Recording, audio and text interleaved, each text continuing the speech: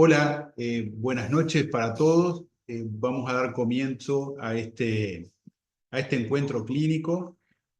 Previamente quería recordarles, sobre todo, la mayoría de los presentes ya han participado, de que hemos conformado un grupo de interés en anestesia cardiovascular en el que prácticamente están todos los integrantes de diferentes sociedades e instituciones de América Latina, en el cual tuvimos un congreso recientemente que nos permitió consolidar. Dentro de ese congreso, los aspectos importantes a destacar fue que decidimos tener una serie de encuentros que cada sociedad e institución organizara, que lo pudiéramos difundir y compartir fundamentalmente las experiencias en cada lugar.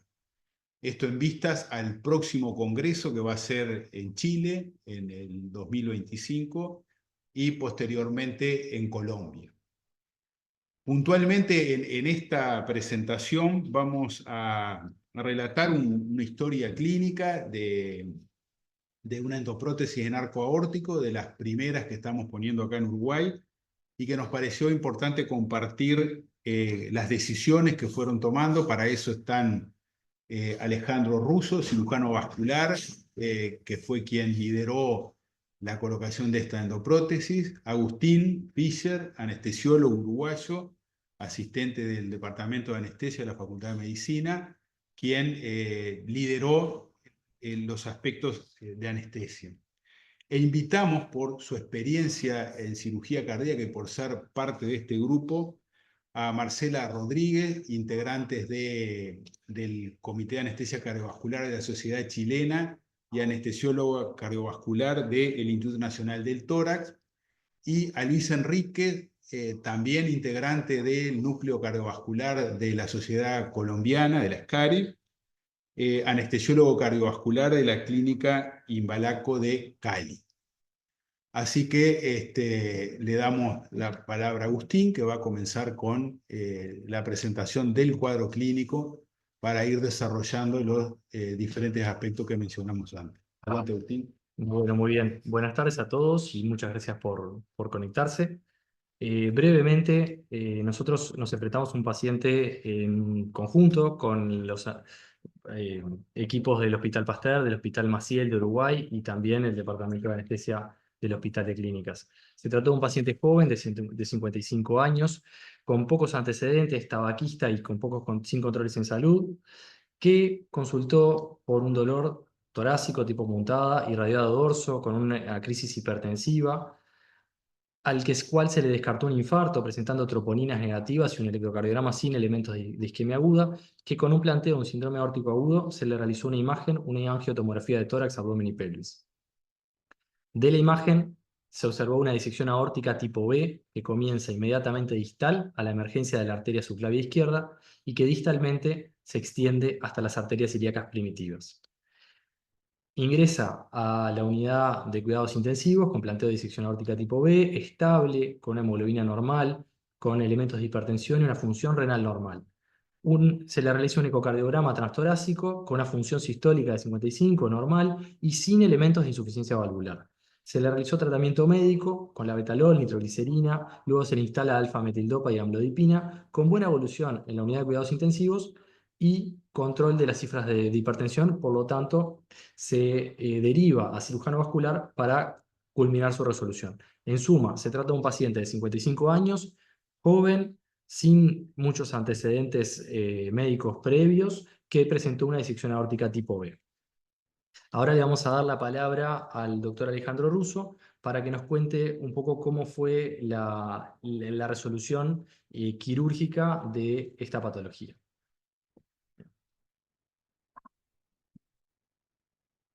Bueno, buenas tardes o buenas noches según corresponda. Primero que nada quiero agradecer la invitación y sin extenderme mucho, también quiero dejar mi contento con la formación de estos grupos, tanto de anestesia como de cirugía cardiovascular, porque sin lugar a dudas que la resolución de estos pacientes y estas patologías son muy complejas. Si no se hacen a través de equipos, me parece que, o mejor dicho, a través de los equipos y grupos de trabajo es la manera de avanzar. Así que encantado de estar aquí con ustedes. Bueno, el caso clínico ya fue comentado. No voy a detenerme en mayores detalles técnicos, pero sí destacarles, como decía el doctor Fischer recién, es una disección tipo B, significa que nace distal al origen de la subclavia izquierda del arco órtico, y como ven ahí se extiende a lo largo de toda la aorta, inclusive comprometiendo las ilíacas. El manejo de estos enfermos siempre es igual. Si no tienen complicaciones en lo agudo, ingresan a la UCI y se hace un control estricto de la presión arterial. Y bueno, y manejo médico como ya se destacó.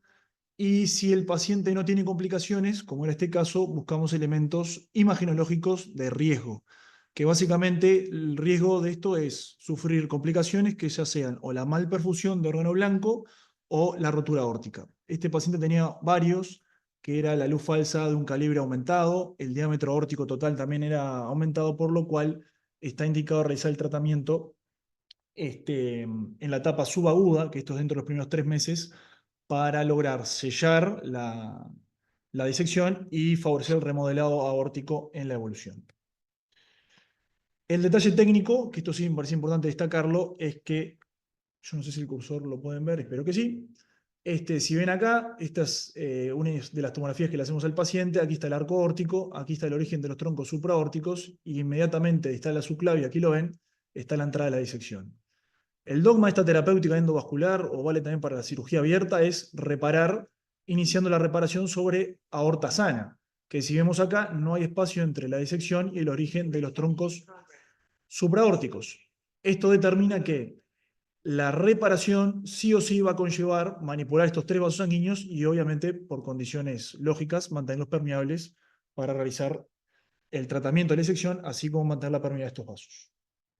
Por lo que dice allí que entonces el aterrizaje de la endoprótesis, un segmento inicial, va a ser en la aorta ascendente, que es lo que se llama la zona cero, como le vamos a mostrar.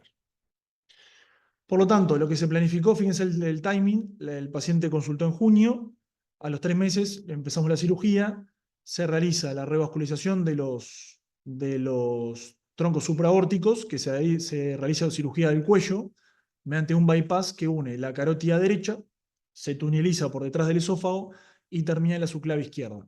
Y en este recorrido se implanta también la carótida izquierda. Esto hace que las 3 arterias se nutran exclusivamente a partir de la carótida derecha. En un segundo tiempo, como esto no deja de ser un paciente coordinado, se coloca la endoprótesis, que justamente se extiende desde la aorta ascendente hasta la aorta descendente, cruza el callado, y en este cruce tiene una rama que nutre el tronco brachiocefálico, permitiendo esto que se nutra la carótida derecha, que a su vez es la que va a nutrir al bypass que confeccionamos previamente. Entonces, nuevamente, no quiero entrar en grandes detalles, pero esto es una imagen de la cirugía. Aquí se ve la endoprótesis, tiene 2 segmentos, uno del callado, que es lo que ven acá, se está posicionando en su lugar, y aquí se está liberando. Aquí ven la cadena de los stents. Entonces, lo que tiene es, esto que ven aquí, es la rama que mencioné recién para el tronco brachiocefálico, que es la que mantiene permeable y con el bypass todos los troncos supraórticos, y luego tiene un orificio, que aquí lo ven, por el cual vamos a ingresar y colocar el módulo que termine en la aorta ascendente. Ahí está. Esto que ven aquí es el módulo de la aorta ascendente. Perdón, voy de vuelta a una. Ah, muy apurado. Ok. Ahí. Entonces, aquí lo que vemos es cómo se está desplegando el módulo de la aorta ascendente. Y por último, como decíamos recién, la disección se extiende hasta toda la aorta. Entonces, para favorecer un remodelado, que esto significa sellar la falsa luz y lograr una contracción del diámetro aórtico total, se extiende el sello, o sea, la endoprótesis comienza en la aorta ascendente y se extiende hasta el tronco celíaco, que es lo que están viendo acá, una extensión que se está abriendo. Estos videos siempre terminan siendo más lentos de lo que uno quisiera, pero bueno, ahí lo están viendo, la endoprótesis terminando por encima del tronco celíaco. Esto es el control final. Luego de terminar, lo voy a pasar de vuelta. Ahí está. A ver si lo puedo pausar. No me lo va a dejar, ¿no? Ahí, perfecto. Ahí respondo. Entonces, acá lo que se ve es la endoprótesis con el contraste en su interior, la rama de brachiocefálico que tenía, y acá ya se empieza a ver parte del bypass que habíamos confeccionado previamente. Ahí lo ven mejor. Perfecto. Entonces, esto era el detalle un poco técnico del caso y cómo lo resolvimos quirúrgicamente. Ahora vamos a hablar en 10 minutos los desafíos y las complicaciones que tenemos en este tipo de procedimientos. Entonces, el gran dilema del arco aórtico, o los grandes dilemas son dos. Primero, que es un segmento de la aorta que es muy móvil, por lo tanto hay que hacer algunas maniobras para disminuir esta movilidad y poder hacer una entrega precisa de la endoprótesis. Y segundo, como lo mencioné anteriormente, de allí se originan los troncos que van al cerebro. Y estas arterias, obviamente, en nuestra reparación tenemos que mantenerlas permeables. El dogma de cualquier cirugía arterial, la reparación comienza en tejido sano, cruza la patología y llega hasta el segmento sano más distal. Y esto permite, o ha de hecho definir, un mapa en la aorta ascendente con una I de zonas.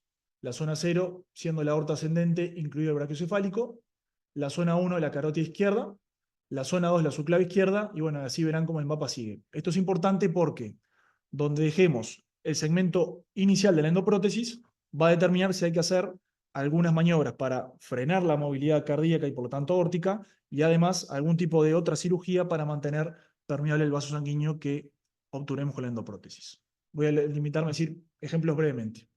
En zona 3 no tenemos ningún vaso sanguíneo. Esto que ven ahí es una tomografía del típico paciente con un traumatismo cerrado en segmento antero-posterior del tórax, y lo que se hace es una transección de la aorta. Esto por lo general se implanta una endoprótesis inmediatamente distal a la arteria subclave izquierda, que allí la ven, y por lo tanto no ocluimos ningún vaso, colocamos la endoprótesis a este nivel y generalmente logramos excluir la lesión sin mayor complicación. A medida que nos vamos adentrando en el arco aórtico, aquí ya se empieza a volver más engorrosa la cuestión. Si aterrizamos otra prótesis en zona 2, lo que estamos haciendo es ocluyendo la arteria subclave izquierda. Por lo general, y siempre y cuando la condición del paciente lo permita, se intenta revascularizar la arteria porque ahí tenemos la irrigación de la extremidad superior izquierda, pero además, y más importante, el origen de la arteria vertebral que parte de la nutrición de la médula. Por lo tanto, como ven acá, esto es un control tomográfico. Aquí se hizo un bypass, que lo ven acá, que está extendido desde la carótida izquierda hasta la subclave izquierda, y luego se implantó la endoprótesis. Lo que no ven es justamente la subclave izquierda porque su segmento inicial está ocluida por la endoprótesis. Sí se ve perfecto la carótida izquierda y el brachiocefálico. Esto es un aterrizaje en zona 2, es un segmento todavía poco móvil y por lo tanto para llegar la endoprótesis a ese lugar e implantarla de forma precisa, habitualmente con una hipotensión farmacológica es suficiente. A medida que nos adentramos más en el arco aórtico, ya tenemos o requerimos de mayor precisión, por lo tanto habitualmente la hipotensión farmacológica no es suficiente y ahí necesitamos de otras maniobras. Por lo general, por la más rápida respuesta y la mejor recuperación, y que en Uruguay tenemos técnicos que se encargan de hacer esto, utilizamos habitualmente la estimulación ventricular rápida, que lo que hace es poner al paciente en un paro hemodinámico y, si me permite el término coloquial, nos frena la aorta, el cambio es brutal, y permite entregar la prótesis en el segmento donde exactamente queremos. Aquí lo que ven es la endoprótesis colocada en zona 1, lo que está ahí con el número 4 es la carótida izquierda que está ocluida, y por encima ven que ya está confeccionado el bypass que mantiene los troncos supraórticos permeables. Por último, y esta es la tomografía del control del paciente que les mostré recién, cuando hay que extender el sello más hacia adentro, e ir hacia zona 0, que repito, esto es en aorta ascendente, obviamente que ahí el dispositivo taparía todos los troncos supraórticos, y por lo tanto, lo que se hace en este procedimiento, como lo detallé anteriormente, se realiza el bypass, revascularizando los troncos cervicales, que todo parte de la carótida derecha, y por lo tanto el dispositivo tiene una rama, que acá se ve perfecto, que lo que hace es mantiene permeable la carótida derecha, y de allí el bypass. Este dispositivo, obviamente, el segmento ascendente, como se lo mostré en los videos anteriores, va sí o sí con estimulación ventricular rápida, por lo que recién mencionaba. Y bueno, básicamente estos pacientes sufren dos tipos de patologías, o aneurismas, o pseudoneurismas, o úlceras arterioscleróticas, o algunas de sus variantes, como ven en la imagen de la derecha. Por ejemplo, en este caso pasaría algo similar a lo que mostré recién. La lesión está cabalgando el origen de la subclavia y por lo tanto no hay espacio para poner un dispositivo sin comprometer los troncos supraórticos, por tanto hay algo que hacer con ellos. Y lo otro son disecciones que tienen similares características en esto, pero por lo general involucran un segmento mucho más extenso de aorta y por lo general la endoprótesis, si bien parte o en la aorta ascendente o en el callo propiamente, se extiende a lo largo del resto de la aorta descendente. Obviamente que el tipo de procedimiento que haremos va a estar determinado por lo que decía recién, la patología del paciente y qué extensión tiene, y sobre todo, algo que obviamente también juega en esto es la condición, el estatus del paciente. Puntualmente en el tórax, quizás esto que decir vale más para el abdomen, pero bueno, creo que vale la salvedad. En el abdomen, la cirugía abierta o endovascular, en definitiva, se determina por el tipo de aneurisma que tenga el paciente, pero sobre todo si el paciente resiste la cirugía abierta. Aquí, la diferencia entre cirugía abierta y endovascular, estoy hablando del tórax, la diferencia de la morbilidad es muy importante. Por lo tanto, me animo a decir que, salvo algunas circunstancias que voy a mencionar también brevemente, la cirugía endovascular es sin lugar a dudas la primera elección. Entonces, ya está descrito, y de hecho hay experiencia en Uruguay un solo caso, de hacer todo esto que nombraba recién por vía endovascular, que como ven aquí en la imagen, lo que se hace es se coloca una endoprótesis dedicada que tiene orificios o ramas, como ven acá, que mediante stents permite mantener permeables, ya sea la subclave izquierda si es zona 2, la carótida izquierda, perdón, si es zona 1, o los tres troncos si vamos a la zona 0.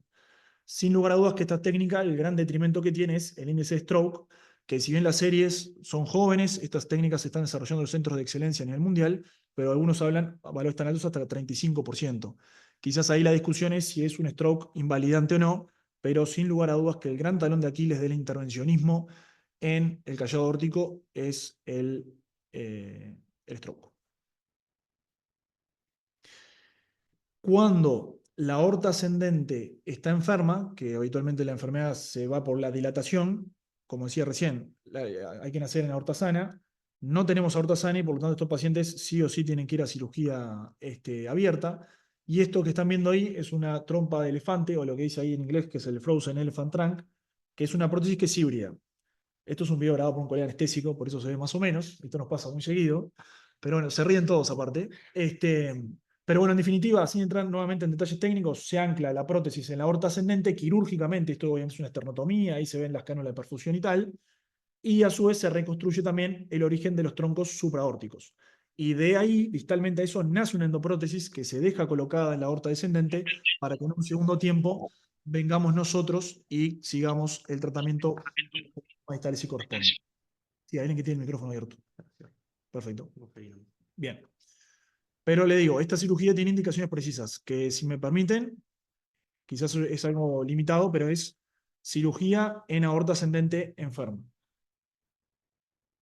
Cuando no optamos por lo endovascular 100%, con lo que recién mencionaba, o el paciente involucra una cobertura menor en el arco aórtico, podemos optar por un procedimiento híbrido como el que comenté el caso. Y bueno, revascularizaremos los troncos que correspondan según la zona de anclaje. Esto que ven acá bueno, lo que está marcado ahí en la paciente es el abordaje para hacer un bypass carótido subclavio, como también lo mostré. Idealmente, perdón, olvidé decir esto, es mejor hacerlo en diferido, para obviamente no agregar tiempo operatorio. Esta cirugía es una cirugía de hora y media, 2. Si el bypass de los tres troncos, ya estamos hablando de una cirugía más grande, 2 horas y media o 3. Y si a eso después hay que agregarle el propio procedimiento de la endoprótesis, parece que si la condición del paciente lo permite, es mejor diferirlo y hacerlo en 2 actos separados. Esto es un procedimiento que se hacía mucho en Uruguay. De hecho, no les sé decir la estadística misma, pero seguro se han hecho más de 15 o 20 casos, que es mediante una esternotomía y en aorta ascendente sana, sacar un bypass, que es lo que se ve aquí. Acá lo ven. Y de allí nacen las ramas para vascularizar los troncos supraórticos. En otro tiempo posterior se colocaba la endoprótesis como allí lo ven. Este procedimiento no es que se ha dejado de usar, pero ahora con las nuevas tecnologías y la endoprótesis que recién mostramos en el paciente del caso índice, estos procedimientos quedan abolidos porque obviamente tienen mucha menor morbilidad para el paciente, ahorrar la esternotomía y hacer la revascularización por el cuello y implantar una endoprótesis que queda exactamente en el mismo lugar, pero tiene una rama para mantener los bypasses del cuello permeables. Aspectos técnicos a considerar, y con esto ya voy finalizando. Y bueno, en primer lugar, el paciente lo queremos tener hipertenso, tanto en la cirugía, salvo el momento del despliegue con las consideraciones que hice previamente, y en el preoperatorio y también en el post, porque eso está demostrado que mejora la perfusión medular y disminuye el índice de paraplegia, como comentarán luego los colegas.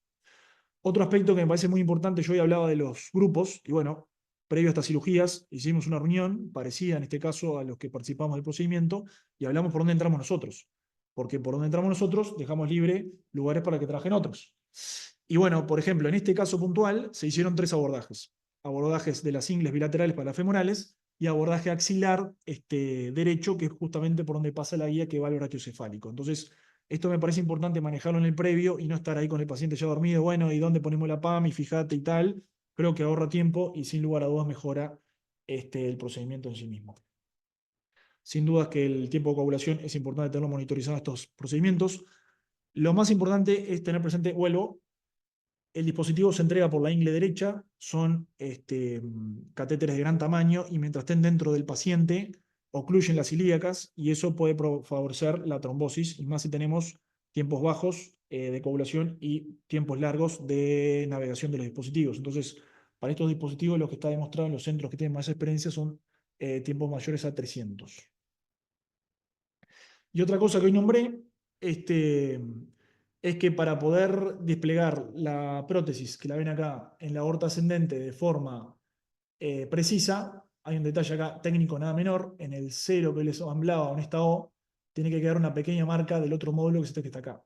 Para que esto se abra bien, obviamente el técnico tiene que hacer lo suyo, pero tener presente que la propia eyección cardíaca va a intentar hacer que la prótesis, bueno, si vale el término, se eyecte hacia el callado de la aorta descendente, lo cual, obviamente, que si esto no queda bien puesto, no queda bien anclado, y por lo tanto vamos a tener fuga de contraste y de sangre continuación en la lesión. Entonces, lograr una disminución, como dice ahí, del gasto cardíaco transitorio de forma absoluta es clave para la precisión en la entrega del dispositivo. Hay 3 técnicas descritas, yo las puse ahí. Tengo experiencia con 2, sobre todo la primera, y nos ha ido muy bien. Sé que en otros, yo de hecho hice una rotación en Barcelona 6 meses y la hacía el propio anestesiólogo. Entiendo que bueno, esto es un tema que funciona, manejamos con los electrofisiólogos acá en Uruguay y nos va bien. La oclusión de la vena cava es colocar un balón elastomérico en la terminación de la vena cava inferior en la aurícula derecha. Esto se desarrolló en lugares donde no tienen la estimulación ventricular rápida, o sea que es por la excepción, no por la regla. Han descrito buenas experiencias. A nosotros un día nos falló un electrofisiólogo y la tuvimos que hacer. No nos fue muy bien, así que por mi humilde experiencia la recomiendo.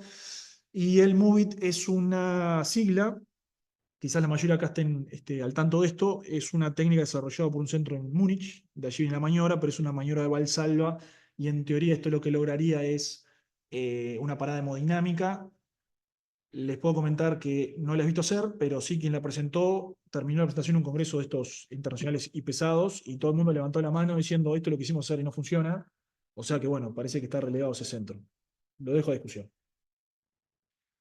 Y por último, y esta sí era la última, ya le dejo el paso a Marcela. La paraplegia es una complicación de la cirugía aórtica endovascular, punto.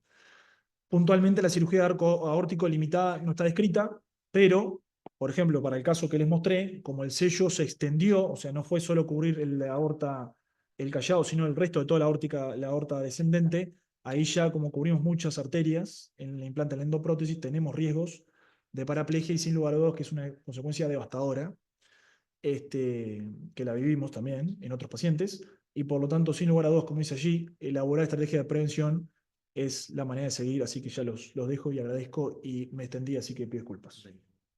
Una para nosotros, digo, es novedoso, estamos habituados a la cirugía de cielo abierto, por lo que, si pones el chat, que lo pueda ver el chat y no la lista, si alguien tiene alguna consulta con respecto al procedimiento en sí mismo, creo que es el mejor momento. Damos un minuto o dos para si hay alguna pregunta con respecto a esto. No. Seguimos entonces. Bien. Bueno, muchas gracias, Alejandro.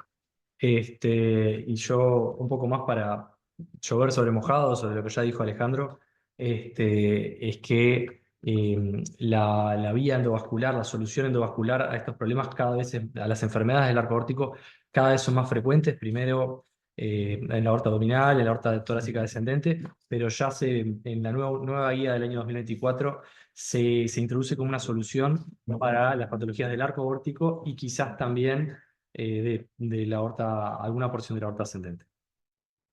Brevemente, y volviendo al paciente, un hombre de 55 años, entonces sano y con pocas comorbilidades, con una disección aórtica tipo B, como describió Alejandro. Se trata de un procedimiento que es selectivo, es decir, que nos vamos a tomar para este procedimiento todo el tiempo que sea necesario, si bien estamos dentro de un plazo de más o menos 3 meses, como mencionaba Alejandro, para optimizarlo. Puede tratarse de un paciente de alto riesgo, entonces hay que optimizar las patologías según las comorbilidades y es imperativo la evaluación neurológica, descartar el Doppler de cuello, descartar la presencia de déficits neurológicos previos y la función renal, ya que se tratan de procedimientos donde vamos a usar contraste. Son técnicas que están en desarrollo donde los volúmenes de contraste pueden ser un poco mayores a los que usamos habitualmente. Entonces, la paraclínica, vamos a buscar un ecocardiograma transtorácico, un Doppler carotídeo, vamos a mirar bien la tomografía y las pruebas de laboratorio. A su vez, en el caso puntual de este paciente presentaba alto riesgo para desarrollar una isquemia medular aguda, por lo tanto, planificamos desde el preoperatorio la colocación de un drenaje lumbar, que Marcela se va a desplayar mucho más en esto. Y del procedimiento en sí mismo, se trató de un procedimiento que es prolongado, que dura por lo menos 4 horas, en un paciente que, al ser de alto riesgo, va a llevar la monitorización cardiovascular completa que hacemos en estos casos, la vía arterial, las vías venosas centrales. La vía arterial decidimos colocarla en el miembro superior izquierdo, por lo que comentaba Alejandro, que es, es el miembro que menos manipulación iba a tener durante el procedimiento, y utilizamos el ecocardiograma transesofágico para la valoración de la disección. Trabajamos en una sala híbrida, usamos objetivos de panización sistémica con TCAs de 300, estrategias para disminuir la movilidad del arco aórtico, elegimos el marcapaso, y tuvimos herramientas para la monitorización neurológica, drenaje líquido cefalorraquídeo y por supuesto que planificamos un postoperatorio en CTI. Como nuestra experiencia en este caso es limitada, lo que fuimos a hacer fue ir a revisar las series de casos publicadas. De la serie de casos que hay sobre Nexus, observamos que las principales complicaciones en el postoperatorio inmediato descritas, si bien sabemos que la paraplegia es una de ellas y es un peligro latente, las más frecuentes fueron el stroke y la falla renal que requerirá diálisis en postoperatorio. Por lo tanto, nuestros objetivos concretamente son asegurar el manejo hemodinámico en las distintas etapas con una adecuada perfusión a los distintos órganos y garantizar la protección renal. Elegimos, además de la monitorización estándar, la doble monitorización neurológica con un monitor de profundidad anestésica que usamos el monitor SedLine, que nos permite monitorizar ambos hemisferios, y además incorporar en el mismo monitor la monitorización de NIRS, de la espectroscopía cercana al infrarrojo, de la compañía Máximo, que es el sensor O3. La vía arterial fue colocada a izquierda por lo que comentamos previamente, si bien las guías internacionales de manejo de la patología aórtica y especialmente en disecciones recomiendan monitorizar la arterial en más de un territorio, siendo un territorio superior como puede ser la radial y un territorio inferior donde recomiendan monitorizar en algún momento la presión arterial en la vía femoral. Y como comentaba Alejandro, es imprescindible la planificación, el trabajo en equipo, la ergonomía y la organización. Trabajamos en un área que es una sala híbrida, un angiógrafo con muchos equipos. El paciente queda tapado, lejos del anestesiólogo. Por lo tanto, la planificación, nosotros mantuvimos dos reuniones de planificación previas, y eso creo que hace también al éxito del procedimiento. De las consideraciones especiales, entonces, sabiendo que las complicaciones son la renal y la cerebral, son el riesgo de isquemia cerebral intraoperatorio, que es la complicación más frecuente, que puede suceder durante la realización del bypass o del despliegue de la endoprótesis. En el caso de nuestro paciente, el procedimiento se hizo en 2 etapas. 2 semanas previo a la colocación de la endoprótesis, lo que hicimos fue realizar el bypass. Por lo tanto, cualquier déficit neurológico que diagnosticáramos, identificáramos en el intraoperatorio, en la mayoría de los casos vamos a sospechar que esté vinculado al despliegue de la endoprótesis. Además, existe el riesgo latente de isquemia medular, que está determinado por la cobertura de la endoprótesis. Requerimos y utilizamos el marcapaso transvenoso. Nuestros objetivos eran por lo menos una frecuencia por encima de 180, que fue realizado por el técnico electrofisiólogo, para obtener una parada circulatoria con una presión arterial sistólica menor de 60. Y el ecocardiograma, que en el momento lo utilizamos para valorar la luz verdadera de la disección. Hicimos mediciones de gasto cardíaco, pero por motivos que podemos discutir más adelante, no lo dejamos colocado durante todo el procedimiento. De la monitorización, como les comentábamos, habíamos elegido el monitor de NIRS porque se trata de un monitor con el cual tenemos vasta experiencia en cirugía cardíaca.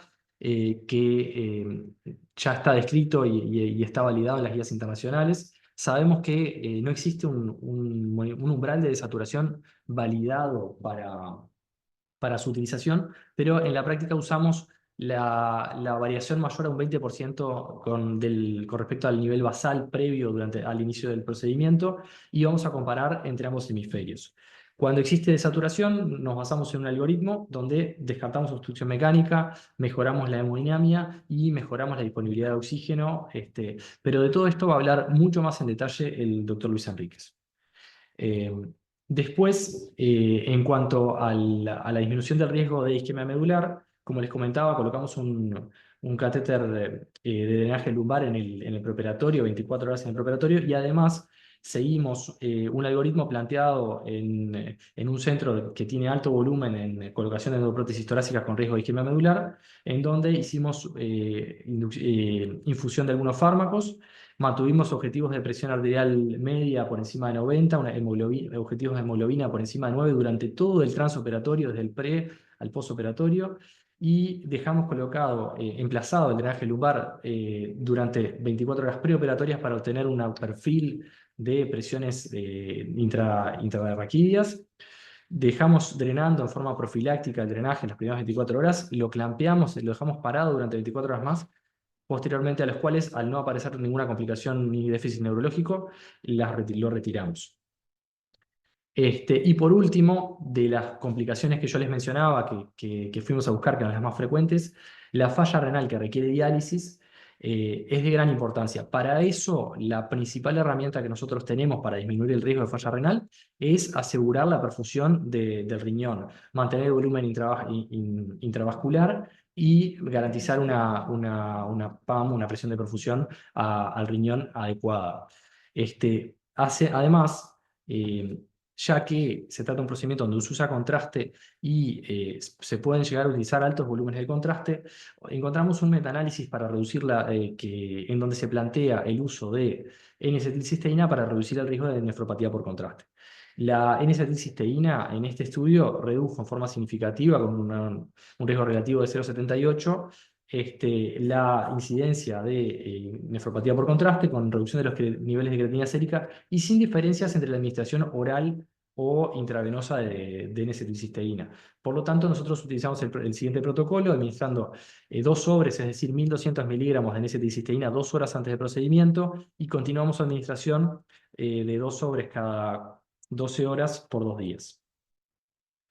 Y para finalizar la presentación del caso, se trató de un procedimiento entonces que duró 5 horas, donde el paciente se mantuvo normotérmico, que al finalizar el procedimiento se encontró sin necesidad de inotrópicos, se extubó en sala de operaciones con un examen neurológico inmediato que fue normal. En CTI tuvo una buena evolución, con presiones intrarraquídeas menor a nuestro objetivo de 10, con una presión de perfusión medular entre 80 y 90 milímetros de mercurio, y con bajos volúmenes de drenado durante su estadía. Por lo tanto, retiramos el drenaje lumbar a las 48 horas sin incidentes. Y acá finalizamos la presentación del caso. Si nadie tiene alguna pregunta en este momento, la quiere colocar en el chat, damos paso a la doctora Marcela Rodríguez de Chile, que nos va a hablar un poco sobre los drenajes lumbares y la isquemia medular aguda en cirugía endovascular. Súper. Muchas gracias, Agustín. Muchas gracias a ustedes por la invitación y a todos los asistentes a este webinar. ¿Tú vas pasando las diapositivas, Agustín? Sí, yo ya empiezo a pasarlas. Gracias. Bueno, la isquemia medular, si bien actualmente es un cuadro que ha ido en disminución, no tenemos ninguna duda de que se trata de un cuadro neurológico, de un déficit neurológico con consecuencias catastróficas para el paciente. La paraplegia no siempre es, digamos, el cuadro resultante de una isquemia medular.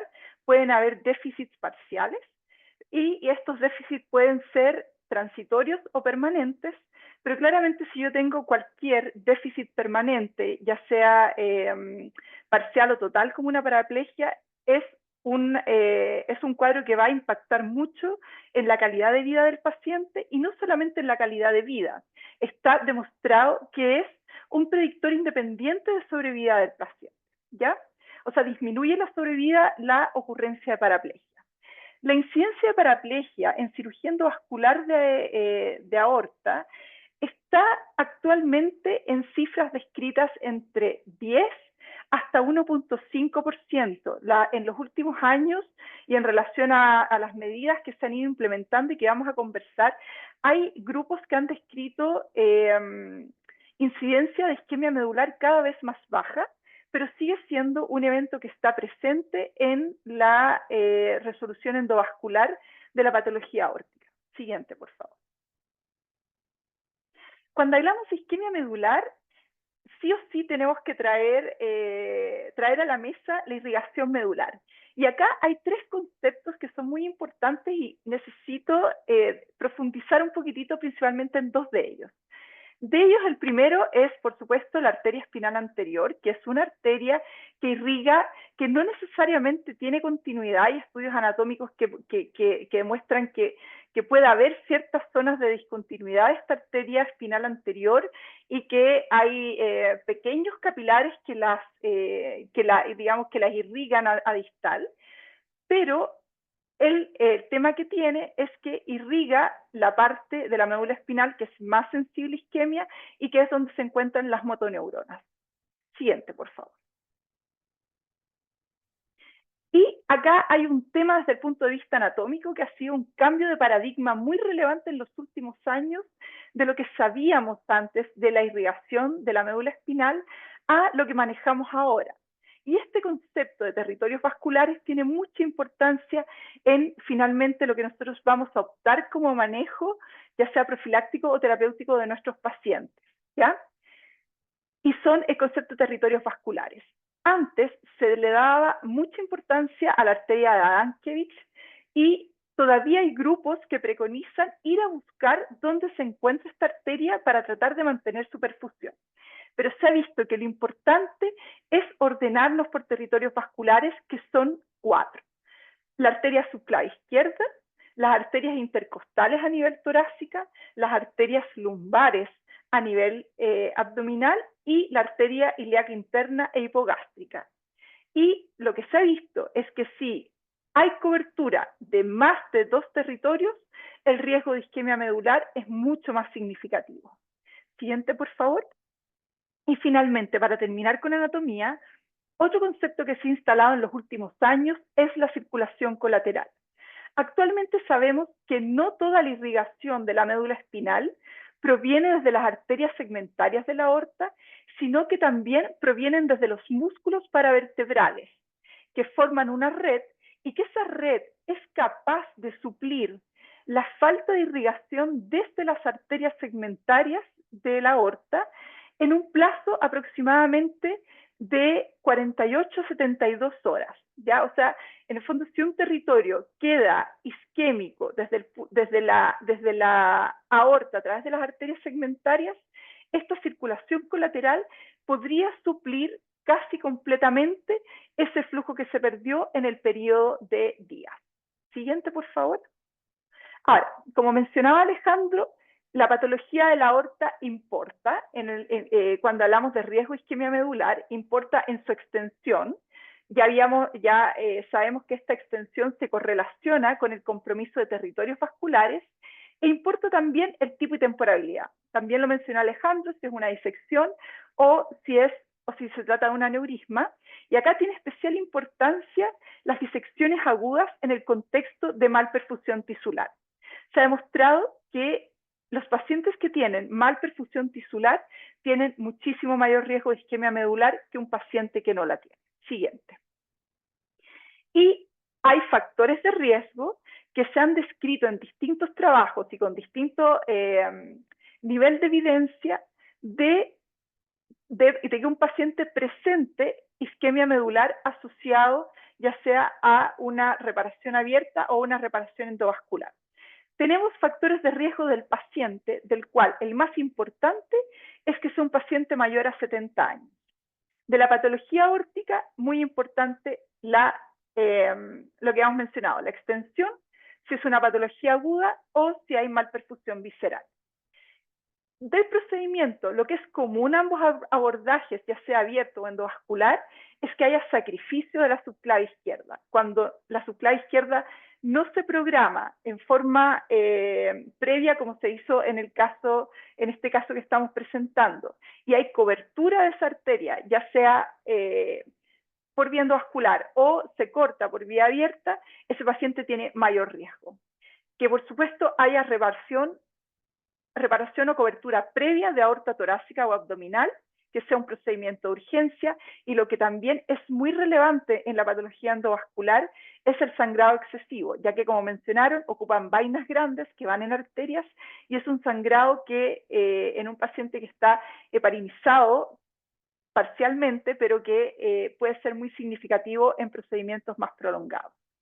Y lo que está demostrado también respecto a la cirugía endovascular como factor de riesgo, que se cubra la aorta torácica descendente en más de 20 centímetros, que haya cobertura de más de 2 territorios vasculares.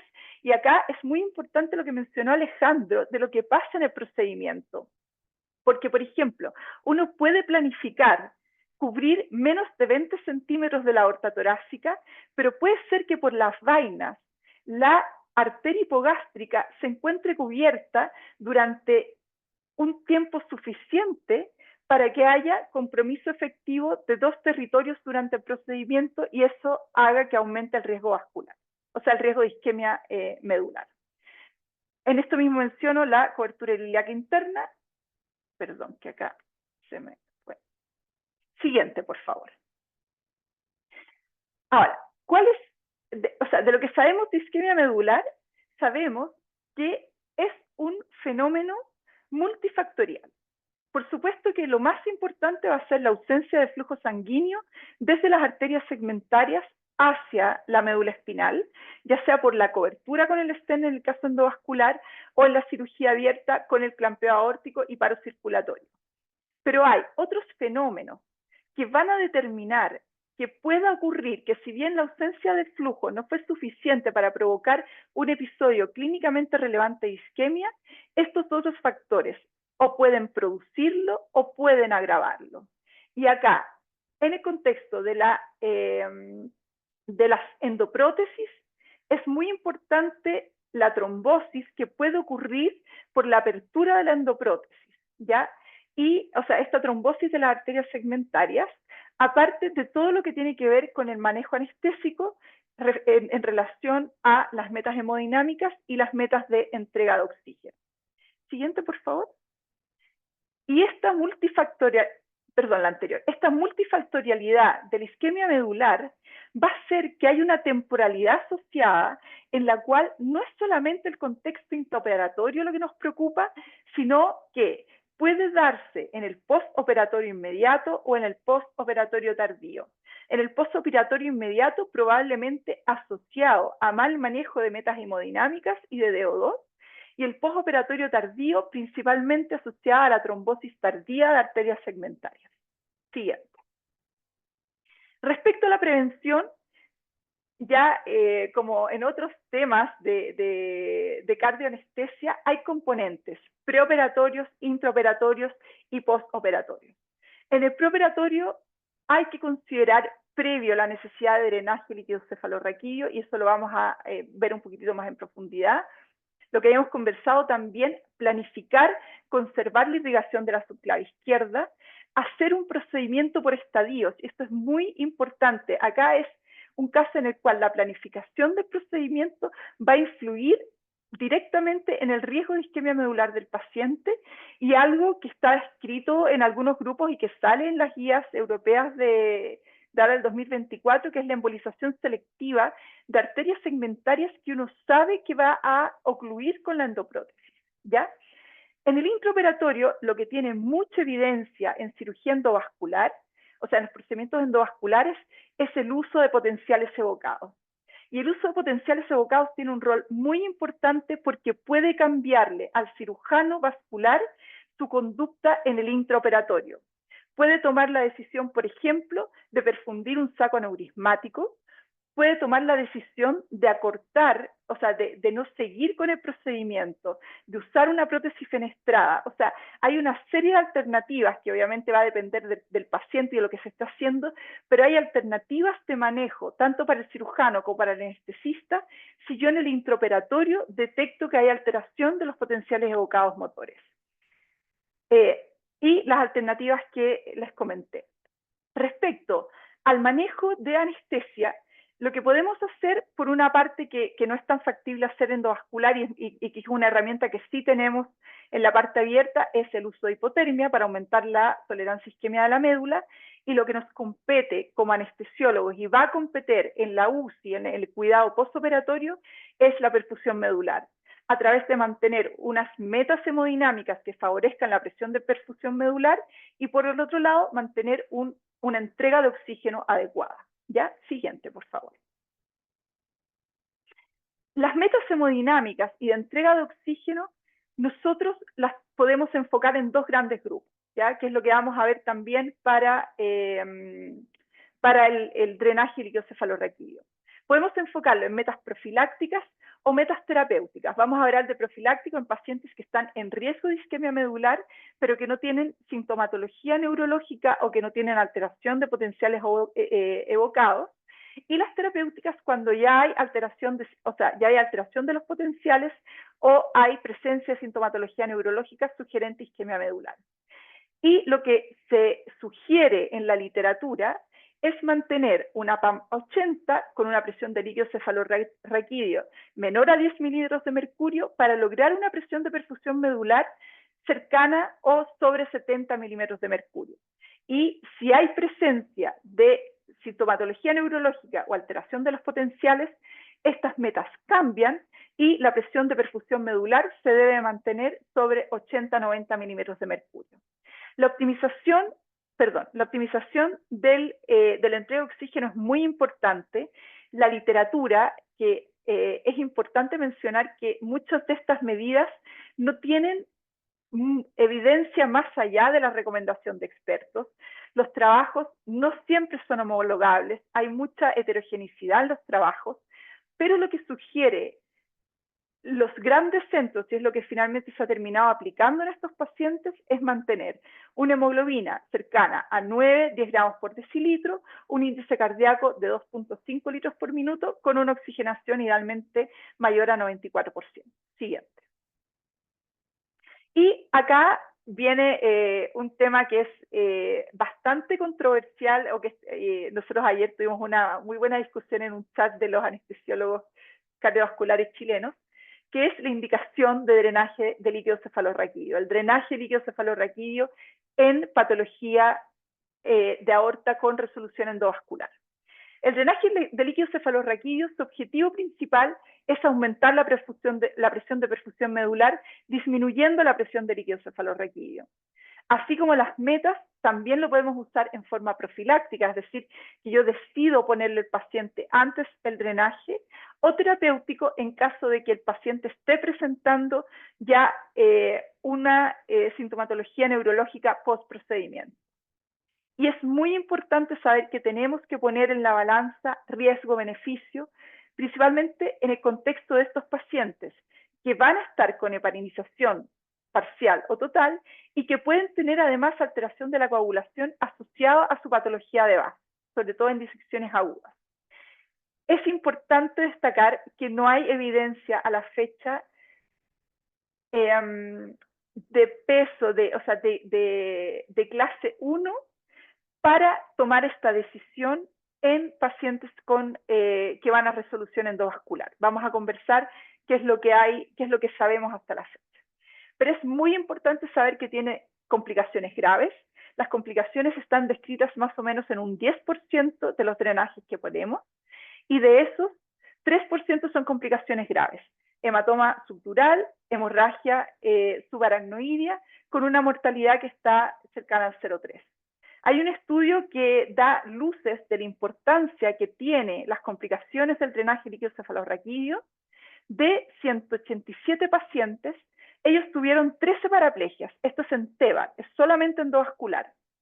Y de esas 13 paraplegias, 4, es decir, cercana al 30%, fueron por hematoma subdural espinal o hematoma peridural. O sea, 30% de las paraplegias fue por el tratamiento preventivo y no por el procedimiento en sí. O sea, es un procedimiento que tiene riesgos y por eso es muy importante la evaluación y la decisión, la toma de decisión que yo voy a hacer al respecto. Siguiente. ¿Qué dicen las guías? Lo que sabemos clase 1 es que en reparación abierta tóraco-abdominal es recomendado el drenaje líquido cefalorraquídeo, hay que ponerlo. Pero respecto a lo que tenemos en arco aórtico y en reparaciones, o en procedimientos endovasculares, ya la evidencia cae a 2A, 2B. Debe ser considerado para el reemplazo total de arco aórtico en pacientes con riesgo de isquemia medular. Y acá volvemos a la tabla de riesgo. ¿Y qué es lo que vamos a considerar de riesgo? Porque actualmente no existe un score validado de qué es realmente o con qué nivel o con cuántos de estos puntos de riesgo yo tomo la decisión de poner un drenaje líquido cefalorraquídeo, ¿ya? No hay una uniformidad en este criterio de qué significa paciente de alto riesgo de isquemia medular. El drenaje debe ser considerado en disecciones aórticas tipo A con síntomas preoperatorios de isquemia medular, por supuesto. O sea, ya no voy al concepto de drenaje profiláctico y estoy entrando al concepto de drenaje terapéutico o de rescate. Debe ser considerado en pacientes TEBAR con alto riesgo de isquemia medular. Volvemos a que vamos a considerar alto riesgo. Y que este concepto de los 4 territorios tiene que ser tomado en cuenta para la planificación del procedimiento. Siguiente.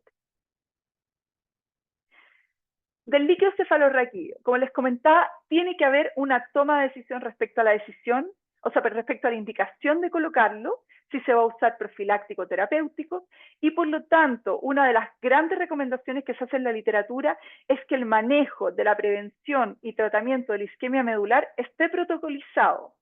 ¿Y esto por qué? Porque sí o sí, primero porque trasciende a una especialidad, es decir, va a estar involucrado los cirujanos, los anestesiólogos, pero va a trascender el ambiente del quirófano. Este paciente sí o sí va a tener riesgo de isquemia medular o va a presentar su evento de isquemia medular en la UCI, cuando probablemente los tratantes y el anestesiólogo que estuvo en el procedimiento no esté presente. Por lo tanto, el manejo, la pesquisa, tienen que estar protocolizados y tienen que estar claros para todos los equipos que van a manejar el paciente mientras el paciente esté con riesgo de isquemia medular. Tiene múltiples aspectos técnicos, el tipo de catéter que se usa, la disponibilidad, si es un catéter específico para drenaje espinal o no, qué tipo de drenaje voy a usar, si voy a usar un drenaje activo, que nosotros en Chile, por ejemplo, no tenemos disponible, pero sí hay centros de Europa que lo tienen, si se va a hacer pasivo o activo, si, a qué lugar hacemos el cero, cuánto tiempo dejamos el catéter, qué criterios vamos a tener para retirar el catéter. Y todo esto lo que tenemos es recomendaciones de expertos. No hay estudios randomizados que digan, ok, es mejor este tipo de catéter, es mejor hacer drenaje activo versus drenaje pasivo. Y finalmente, lo que nosotros queremos llegar es a tener una estrategia de uso que tenemos que planificarla y protocolizarla con la mejor evidencia disponible, que si bien sabemos que puede que no sea evidencia de óptimo nivel, lo importante es que esté protocolizado. Lo que no puede pasar es que nosotros estemos manejando este tipo de pacientes sin un protocolo de por medio. Y acá les quiero empezar a mostrar lo que nosotros hicimos en el protocolo de nuestro centro y lo que tomamos como metas profilácticas y terapéuticas, que ya se lo había mostrado, pero respecto al líquido cefalorraquídeo, en drenaje profiláctico lo dejamos drenando en forma pasiva a 10 milímetros de mercurio, pero si hay aparición de sintomatología neurológica, bajamos a 5 milímetros de mercurio. El volumen no debiese drenar más de 10 ml hora en forma profiláctica. Si drena más de 10 ml hora, hay riesgo de hemorragia subaracnoidea. 20 ml hora si es terapéutico, si hay aparición de síntomas. Y va a estar abierto 24 horas desde que se inicia la evaluación neurológica y si hay aparición de síntomas se deja abierto 48 horas, se cierra y tiene que estar 24 horas sin sintomatología neurológica entre el cierre y el retiro. Siguiente. Y el otro tema que es muy relevante en tanto para el drenaje líquido cefalorraquídeo como para el enfoque total, ya sea de metas hemodinámicas o terapéuticas, es la monitorización. ¿Cómo vamos a monitorizar la presencia o la aparición de isquemia medular? Ya dijimos que esto tiene que ir orientado a toma de decisiones, ya sea en el intra o en el postoperatorio. No nos sirve pesquisar algo que no vamos a tener cómo manejar o que no tenemos una estrategia de manejo. Lo que les mencioné de los potenciales evocados es muy importante porque tiene una sensibilidad para isquemia, o sea, una sensibilidad de isquemia medular de 89% con una especificidad de 99.3%. Principalmente en cirugía endovascular, que no hay hipotermia ni moderada ni profunda, que es un elemento que nos puede alterar los potenciales en el contexto de una reparación abierta. Está el MIRS lumbar, que lo va a mencionar el doctor Enríquez, y que tiene relación, o sea, que está orientado a pesquisar esta alteración en la circulación colateral proveniente de los músculos paravertebrales. Y por supuesto, en el postoperatorio tenemos la clínica. Y es muy importante destacar que este examen neurológico tiene que ser horario, y la maniobra que nosotros estamos aplicando por protocolo se llama maniobra de Mingazzini. El paciente tiene que tener flectada la cadera y flectadas las rodillas en 90 grados, y si hay caída de uno o de ambas extremidades, eso es sugerente de déficit neurológico. Es importante destacar acá que pedirle al paciente que levante la pierna con las rodillas tiradas puede ser un falso negativo para isquemia medular. El paciente puede puede ser que logre levantar la pierna y aún así estar cursando con un cuadro de paraparesia de paraparesia inicial. Siguiente. Finalmente quiero mostrarles nuestro protocolo, una parte de nuestro protocolo, que es lo que nosotros decidimos hacer como centro en el postoperatorio en pacientes que tienen drenaje espinal puesto. El drenaje sale de pabellón abierto en una configuración profiláctica y está orientado al despertar precoz. Los pacientes endovasculares muy probablemente van a salir extubados. Los pacientes de cirugía abierta estamos tratando en lo posible de extubarlos en pabellón o de extubarlos, de hacer un fast track, o sea que a las 4 horas ya estén extubados en la UCI. El kinesiólogo aplica una pauta para ver la confiabilidad del examen neurológico, y una vez que el examen neurológico es confiable, parte la maniobra de Mingazzini en forma horaria por 24 horas. Si en 24 horas el examen sigue normal, se cierra el catéter por 24 horas, se sigue con la evaluación neurológica horaria, la maniobra Mingazzini, y si esto está normal, a las 24 horas el catéter se retira por anestesiología, obviamente con las pruebas de coagulación normal. Si en cualquier parte de este algoritmo el examen se altera, se avisa a residentes o tratantes, se solicita resonancia de médula espinal, una resonancia de médula espinal sin contraste de urgencia, porque hay que descartar que la complicación sea por el catéter espinal y que la complicación que es reversible es el drenaje del hematoma peridural. Se interconsulta neurología, neurocirugía, principalmente neurocirugía. El paciente se pone a 0 grados porque estos pacientes lo teníamos en 30. Se aumentan las metas hemodinámicas, se disminuyen los targets de drenaje, es decir, bajamos a 5 milímetros de mercurio el drenaje líquido cefalorraquídeo, aumento mi tasa de drenaje y continúo durante 24 horas con esta estrategia terapéutica. Si el paciente no responde, eso ya es una decisión que es muy difícil a considerar por los tratantes, con los neurólogos, con los neurocirujanos. Y el punto que es muy relevante es que, independiente de que yo esté haciendo un manejo profiláctico, o sea, un manejo con drenaje espinal o sin drenaje espinal, todos nuestros pacientes que entran al protocolo con riesgo de isquemia medular tienen que mantener sus metas profilácticas de hemodinamia y de entrega de oxígeno, que es lo que tienen acá en la flecha amarilla, que es transversal a todo el postoperatorio y al intraoperatorio también. Siguiente para concluir. En las conclusiones, esto es un evento en disminución, pero que es catastrófico. Es el drenaje líquido-cefalorraquídeo es recomendación clase 1 en cirugía abierta, pero en TEVAR, o sea, en endovascular y en procedimientos como la trompa elefante congelada, la evidencia no es concluyente y probablemente apunta a usarlo en pacientes de alto riesgo, principalmente estos 4 riesgos que les comentaba que son como los principales. Y por supuesto que si hay aparición de síntomas, como estrategia terapéutica sí o sí lo vamos a usar si es que la condición del paciente lo permite. Tenemos que protocolizar su manejo, ya sea no solamente el drenaje espinal, sino el manejo de la isquemia medular. Y lo que comentaba Alejandro, que es muy importante que estas estrategias tienen que ser multidisciplinarias. No sirve que un equipo o que un grupo aislado lo maneje si es que no hay una continuidad en el manejo. Muchas gracias. Muy bien. Sí, dejo a Luis. Excelente, Marcela, como siempre.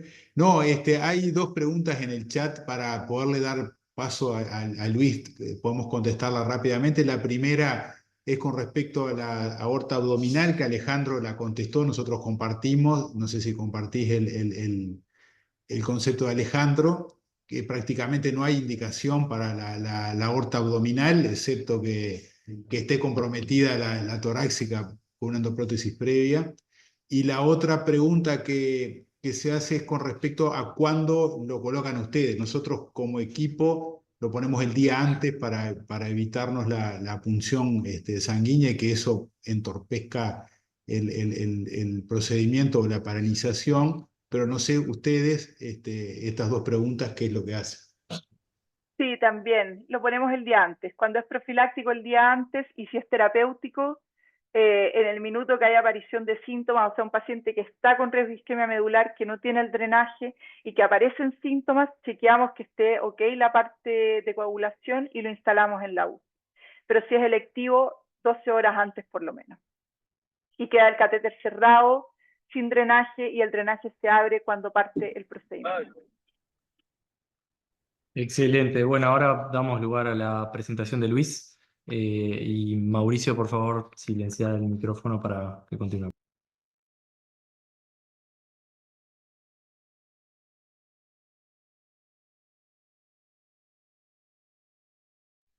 Luis, estás silenciado, no te escuchamos. Hola, ¿ahí me escuchan? Sí, excelente. Ok. Bueno, entonces, muchas gracias por la invitación. Vamos a continuar con la parte de el papel del NIRS en la cirugía de arco aórtico. Dale la siguiente, por favor. Bueno, el NIRS es la medición de la saturación de la hemoglobina cortical. Tiene unos diodos, tiene unos principios físicos que se han reproducido desde hace muchos años y se ha ido perfeccionando la técnica. Usamos para una profundidad que nos da la monitoría del lóbulo frontal para efectos prácticos y es categoría 1C para monitorizar la circulación cerebral. Esta foto de aquí de la izquierda es un caso nuestro donde lo que hicimos fue nosotros ponemos por default los frontales, el bilateral y uno sistémico cuando se trata de una cirugía abierta. El siguiente, por favor. Esta es la curva típica de un NIRS, donde se utiliza hipotermia profunda y ahí están las zonas que caen, son los clamps de cada lado del NIRS, donde clampean la arteria carótida común izquierda o la inominada y se ve cómo cae y al momento de clampearlo se mejora, pues es algo muy predecible, se sabe pues cómo es la curva pues de lo clásico, ¿cierto? Últimamente se están haciendo estrategias para tener circulación colateral y pues podemos tener unas curvas diferentes y básicamente seguir la tendencia desde un basal, ¿cierto? La siguiente, por favor. Dentro del monitoreo tenemos monitoreo neurológico complementaria, biomarcadores, electroencefalografía, presión intracerebral, intracraneana y Doppler transcraneano también. Y algo que sí me parece interesante es hacer la extensión en el TACAR. Eso es algo que normalmente los técnicos que hacen la tomografía, la angiotomografía, normalmente te dan desde el cuello para abajo, ¿cierto? Si logramos subirlo, decirles que nos hagan también en el mismo estudio, con el mismo contraste, desde la cabeza hasta abajo, podemos valorar alguna normalidad en el polígono de Willis, que ya de entrada nos ayuda mucho, ¿no? Para saber que tenemos un riesgo especial y prepararnos que si el lado dominante pues va a ser clampeado, pues tengamos alguna estrategia especial para poder hacer un bypass o algo previo para evitar que haya ese tipo de problemas, ¿no? Es algo simple, pero en realidad nosotros no lo teníamos y lo hemos venido instaurando porque cambia en realidad también, como, como hemos venido diciendo acá, hay cosas que sí impactan y esto cambia bastante, ¿no? Entonces, tratamos de hacer lo más multimodal que tengamos y para la parte cerebral, pues tenemos algo muy organizado ya. Siguiente, por favor. Bueno, esto es para cuando hacemos cirugía abierta. En la cirugía abierta de colocación de prótesis Frozen Elephant Trunk, lo que hacemos es llevar el NIRS a 0 y llevar la tasa de supresión de ráfagas a 100, ¿cierto? Completamente abolida la actividad eléctrica para que el metabolismo sea 0 y la tolerancia a la isquemia y a la hipotermia sea, pues al arresto en hipotermia, sea la máxima posible. Al siguiente, por favor. Entonces, en el punto normal que tenemos, pues ya hemos hablado mucho, no voy a repetir todo lo que hemos dicho, pero básicamente tenemos hoy 2 puntos en el frontal, un punto sistémico, pero mirando hacia el futuro, dale la siguiente, por favor.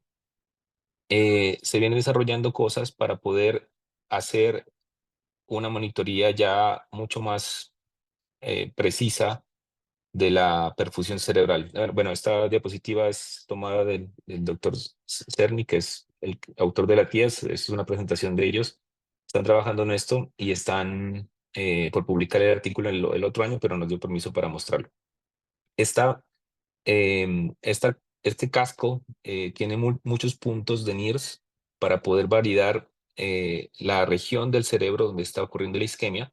Entonces, muy importante si tenemos problemas en la vertebral, que es una circulación diferente a la carótida, podemos ver cuál es la que está sufriendo de manera más precisa, ¿no? Y lo interesante es que utilizan azul de indocianina como como una especie de contraste, o digamos, como una especie de marcador. Lo que hacemos es que, recuerden que el NIRS utiliza longitudes de onda entre 650 y 940 nanómetros, y el azul de indocianina en agua está en ese espectro, digamos que se puede ver en el espectro de este infrarrojo, que es de 690. Pero cuando está en sangre se vuelve de 810. Entonces mire que entre 650 y 940 queda el espectro que se va a visualizar con el NIRS. Entonces al aplicarlo, el NIRS va a tener una curva que nos va a mostrar que está teniendo perfusión.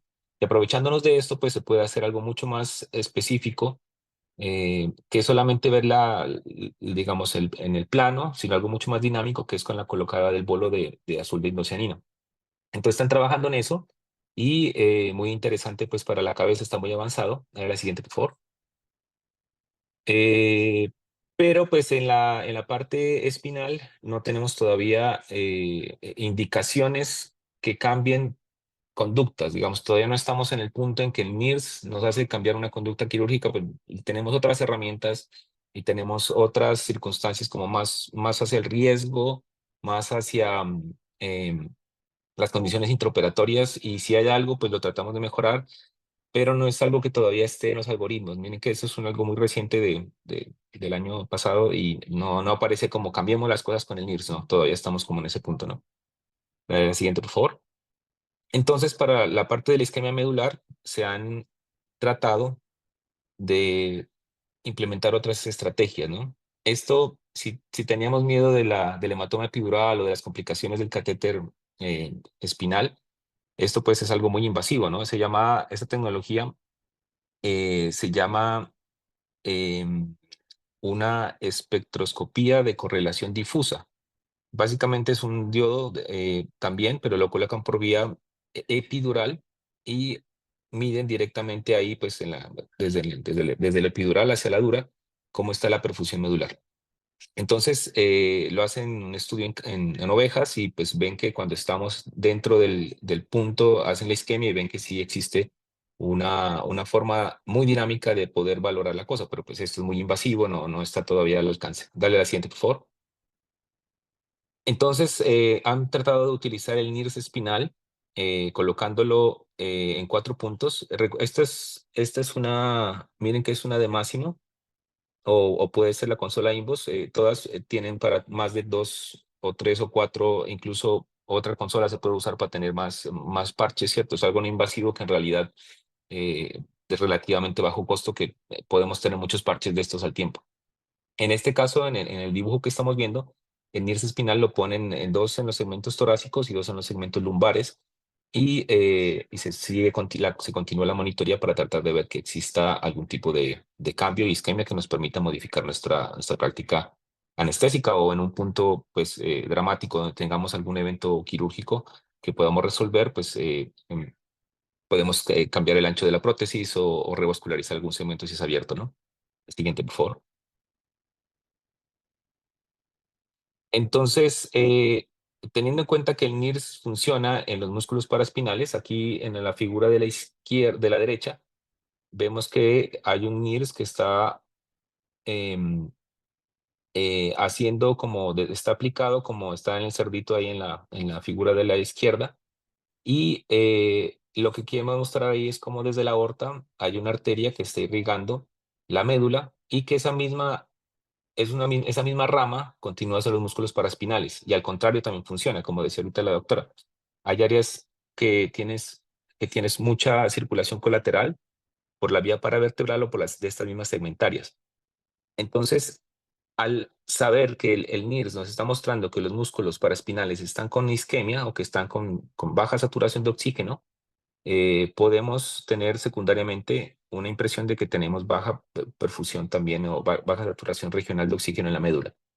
Entonces, esta gente lo que hizo fue aplicar con NIRS en el dorso del cerdo, y le ponen en muchos niveles para ver cómo funciona en un modelo de clampeo aórtico, la disminución en la perfusión de la médula. Y lograron pues ver que había una correlación directa entre la isquemia medular, o la isquemia pues asociada pues directamente al clampeo de la aorta, con los cambios en el NIRS. Dale la siguiente, por favor. Entonces, algo interesante es que empezamos a ver entonces dónde funciona y dónde no funciona el NIRS.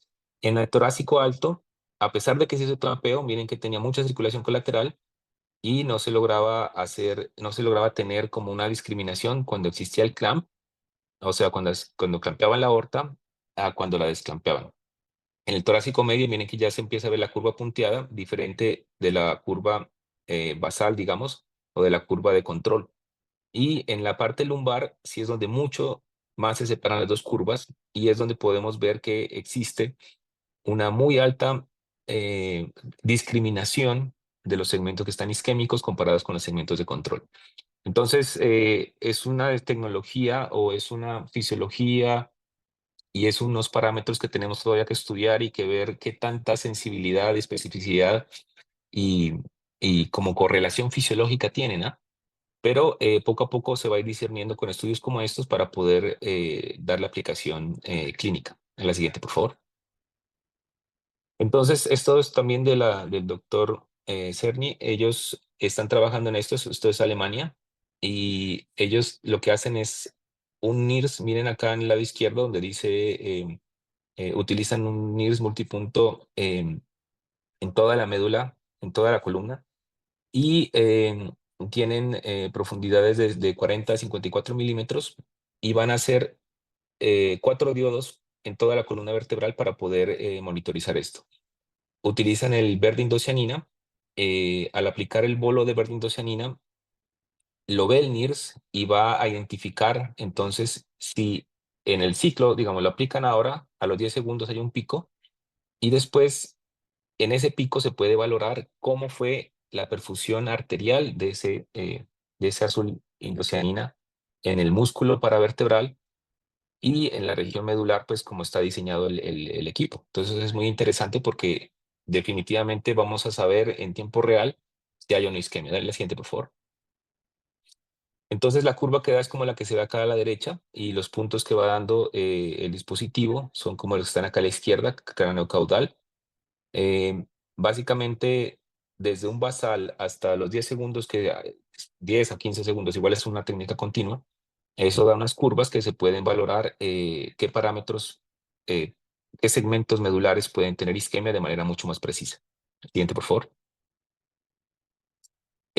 Acá está algo interesante. La doctora mencionó muy bien lo de las áreas de discontinuidad en la perfusión medular. O sea, la arteria, la arteria medular anterior no es continua en algunos puntos, sino que son como terminal y terminan siendo los capilares los que alimentan esa zona. Estas zonas, en lo que han observado ellos, tienen alto riesgo de isquemia y, por supuesto, lo pueden ver también y se ha observado, como ven acá en la figura de la izquierda, esos punticos que están ahí como marcados con el círculo, significa que es la zona donde no tiene circulación continua, sino que es el efecto que ellos llaman watershed o que es las áreas de discontinuidad, pues que están hipoperfundidas, pues porque no tienen una perfusión directa, sino que va de varios capilares, ¿no?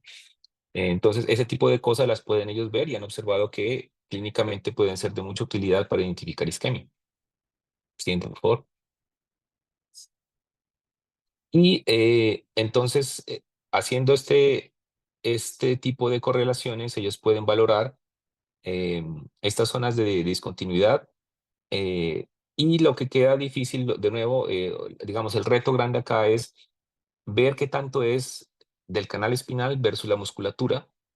Y recordemos pues otra vez lo que mostró la doctora en la anatomía, que las arterias segmentarias y las arterias paravertebrales están en íntima relación, pero pues ellos están tratando de modificar, ¿no? Con lo que tiene que ver con la profundidad de la longitud de onda del NIRS, tratar de discriminar esas dos porciones de una manera más precisa y tienen unos resultados bien interesantes que esperemos pronto podamos avanzar en esto. Entonces, yo pienso que esto es como el futuro y por ahora, como está, nos sirve mucho, es muy útil, está muy bien valorado y muy bien organizada la parte de los algoritmos con respecto a la perfusión cerebral que ya hablamos antes.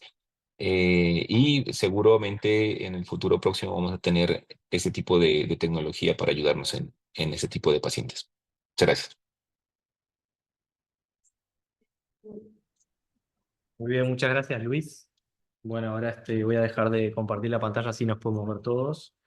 Y dejamos abierto al auditorio si alguien tiene alguna pregunta para hacer. Excelente, Luis, la presentación. Mucho para trabajar en el futuro. Mientras esperamos las preguntas, digo, ya estamos en tiempo y me gustaría cerrarlo mientras esperamos comentarios y preguntas en cómo nos fue con este paciente que tuvo algún evento que por lo menos a nosotros nos resultó interesante y una pregunta que tengo para los que tienen experiencia que discrepo con la interpretación de los cirujanos, pero bueno, es necesario plantearlo. Dale. No, bueno, nosotros habíamos decidido en nuestras reuniones previas pensando que el miembro superior izquierdo iba a ser el que iba a tener menos manipulación, por lo tanto era un buen lugar para colocar nuestra vía arterial. Después, inmediatamente después del despliegue de la endoprótesis, comenzamos a observar lo que se interpretaba como un episodio de hipotensión con disminución de la presión arterial medida en la presión arterial invasiva y concomitante a eso en el NIRS que estaba colocado en el hemisferio izquierdo, una disminución, un inicio de una desaturación cerebral. Inmediatamente en ese momento alertamos al cirujano y comenzamos también a tomar la presión en el miembro superior derecho con un maguito de presión no invasiva. Ahí observamos una discordancia. Y bueno, Alejandro nos cuenta ahora un poco qué fue lo que pasó y cómo fue la resolución. Voy a agarrar el micrófono, pero tengo Tenés ahí el frente. Bueno, al paciente primero le fue muy bien, por suerte. Está de alta, lo venimos controlando y viene bien. Se hizo un poco todas las medidas que se han dicho. Respecto a los accesos vasculares, creo que la gran enseñanza que nos llevamos todos ese día es que, como bien lo dicen los libros, por algo estos pacientes de las disecciones aórticas hay que tomarle las presiones en dos extremidades, ¿no? Porque hay un cambio de flujo y sobre todo en la subclave izquierda y más en estas disecciones que comienzan tan próximas al ostium de la arteria. Entonces, la hemodinamia en enfermo durante la gran parte de la cirugía se basó en una medida de la extremidad izquierda, que era una medida que no era la verdadera, porque de hecho, al finalizar la cirugía, se colocó una viga en el miembro superior derecho y había una diferencia de más de 40, 50 milímetros de mercurio, ¿no? Exacto. Entonces creo que la gran enseñanza es, bueno, en los pacientes con condiciones aórticas, no valarnos en la presión tomada en el miembro superior izquierdo, por lo menos sin tenerla comparada con el contralateral. Y no se presurizó Bueno, Ahí. y lo que nos pasó fue, y esto ya lo he llevado al plano teórico, porque verdaderamente no tengo una razón exacta, quizás ustedes, habiéndolo reflexionado, tengan otra, pero lo que llevó a esto fue que el paciente estaba mucho más hipertenso de lo que verdaderamente parecía, por este monitoreo, si se quiere, falseado, y cuando vamos a hacer el control final, que obviamente no fue el que mostré yo, porque yo el que mostré fue el que todo lindo y todo el mundo con besos y abrazos, hubo varios previos donde vimos que el bypass no se llenaba. Entonces, bueno, se imaginarán la cara de todos nosotros, hay que entrar al bypass, hay que hacer una trombectomía, incluidos mis colegas están acá al lado mío.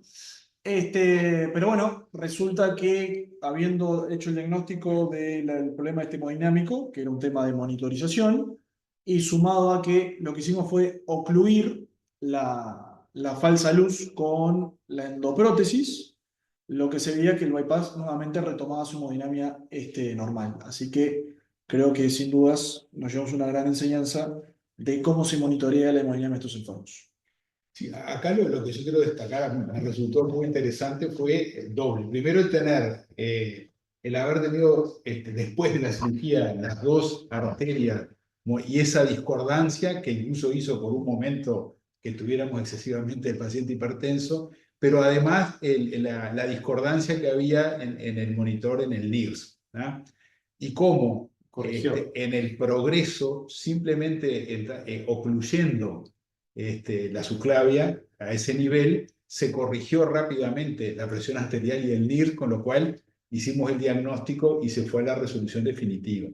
Ese fue un tema que nos resultó interesante, primero por haber seguido una secuencia diagnóstica, y esto va de la mano de la segunda, que acá tenemos una diferencia. Había pasado una situación similar en un paciente anterior, y se atribuyó al eco transesofágico que comprimía el bypass carótido-carotidio.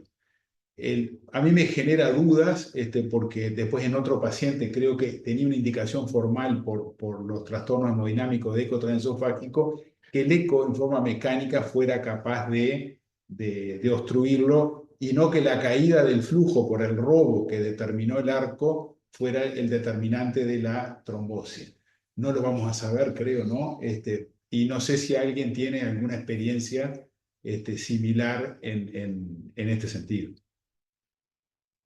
No sé, lo que puedo comentar es que esto que usted dice fue una anécdota de un caso anterior, donde sí se llegó a la conclusión en ese momento que la sonda esta del ecocardio transesofágico había comprimido el bypass y lo había ocluido, un enfermo que aparte estuvo con hipotensión, bueno, en fin.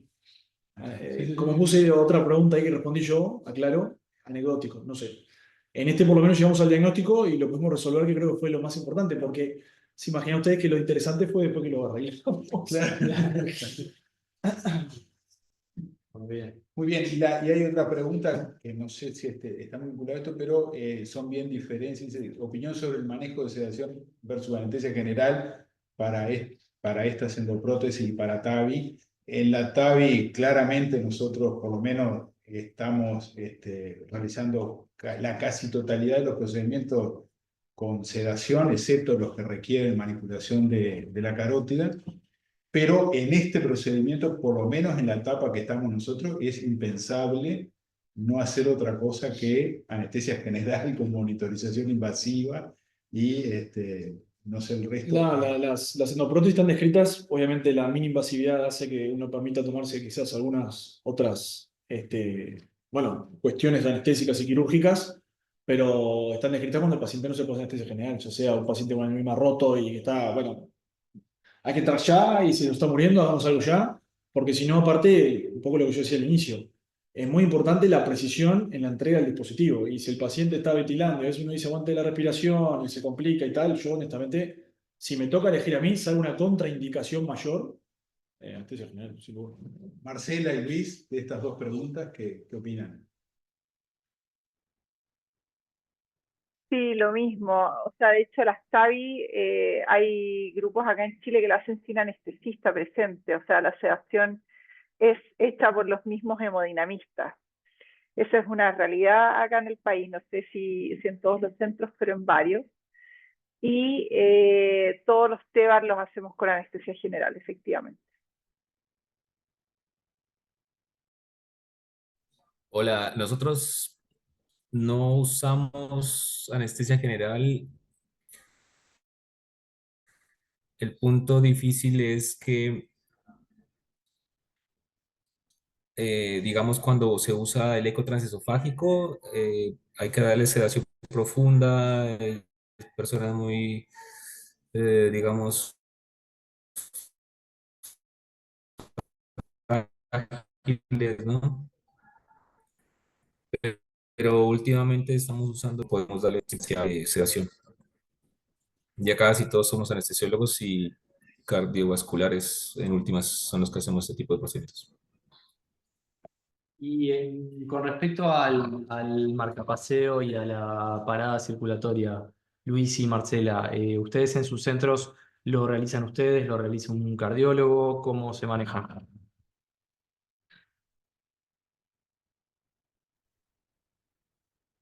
Variable, dependiendo de quién esté, pero lo podemos hacer nosotros. Lo hacemos a través de un introductor, se puede colocar y como tenemos la fluoroscopía, se puede ver la posición.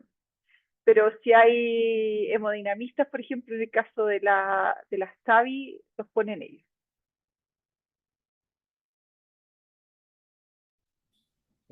Acá lo hacemos nosotros, el control del aparato, digamos. El introductor 8.5 o el 7 French para el avance de la yugular y esto lo hacemos nosotros, pero por alguna razón alguna vez que ocurrió un taponamiento, no sé qué, entonces decidimos que lo hacían los hemodinamistas. Nosotros colocamos su vía y ellos lo pasan y lo avanzan. Y ya después nosotros lo controlamos, pues hacemos la control del marcapaso pues, para los eventos. Perfecto, bueno, muy bien. 1 hora y media después de haber empezado, creo que es el buen tiempo para un Zoom. Yo les quiero agradecer especialmente a todos, a Alejandro, que fue el impulsor de esto y además el creador de equipo y de trabajar en equipo en este caso. Agustín, que dedicó mucho tiempo, no teníamos experiencia prácticamente en este tema y arrancamos de cero. Y a nuestros amigos invitados, tanto a Marcela como Luis, que excelente en las dos presentaciones. Marcela poniendo un tema que sigue estando a discusión, pero bien ordenado y nos podemos vanagloriar de que fuimos bastante cercanos por lo menos al protocolo planteado por ellos.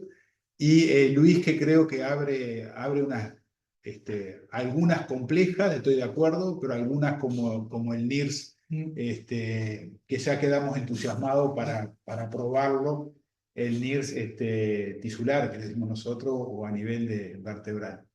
Así que muchísimas gracias a todos e invito e insisto en que este tiene que ser el primero de varias reuniones en los que el resto de las sociedades y grupos de anestesia cardiovascular, cuando tengan temas pacientes para presentar, usemos esta red que tenemos de discusión. Así que muchas gracias y excepto que Marcela y Luis tengan algo que decir, vamos cerrando.